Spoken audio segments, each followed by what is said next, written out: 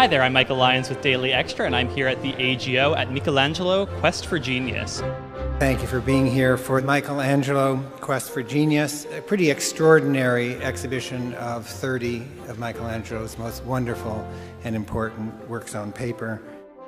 You know, I think visitors, tourists are very familiar with some of the key works of Michelangelo, Sistine Chapel ceiling, the marble statue of David. But what they're not very aware of, as I certainly was not, is in a sense, the anxieties, the struggles, and the disappointments that really lie behind the creative process. So that was a revelation, that somebody as remarkable, a kind of genius like Michelangelo could be as, in a sense, normal as the rest of us. What did you learn about Michelangelo's relationships? Well, first of all, his sexuality is extremely elusive, very hard to pin down, and yet there is no debate around one particular attraction that dominated Michelangelo's life. And it happened when he was 57, and he encountered one assumes maybe a 17 or 18-year-old who in many ways was everything that Michelangelo was not. He was incredibly well educated, classical kind of education. He was very handsome, well connected. He was a Roman aristocrat. This Tommaso de Cavalieri was kind of everything that Michelangelo wasn't. And the evidence very clearly in the poetry is that Michelangelo fell deeply in love with him, and yet it seems to be the general consensus that their relationship was platonic, as tortured as that might have been for Michelangelo. It just added to the pain and suffering that he experienced every day anyway.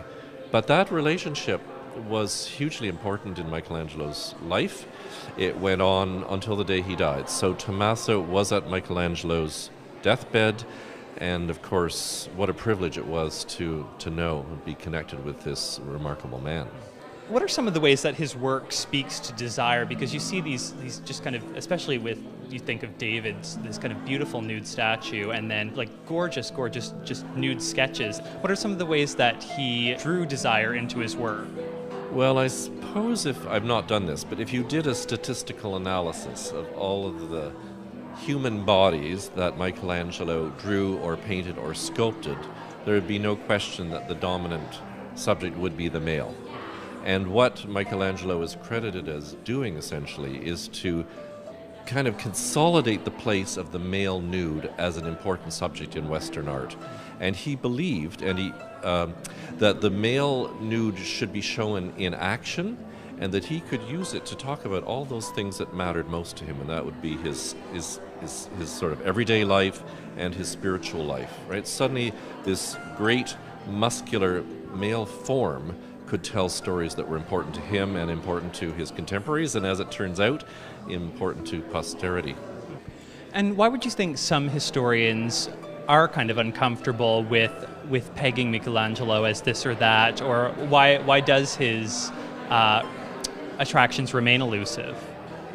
Well, I think it's going to take one person, and I hope very soon, to begin to lay out all the evidence of his sexuality and to speculate on that evidence. And some have, there's no question about it. And there does seem to be a general consensus that he was a homosexual man, but nobody really knows how that played out. Some suggest that he was completely celibate for his whole life, and that's awfully hard to believe. When you imagine a man in the presence of young naked bodies around his studio who were his models, So the mystery remains for sure. Well, thank you so much, David. I really, really appreciate it, and you have an absolutely beautiful exhibit. Thanks. Thank you.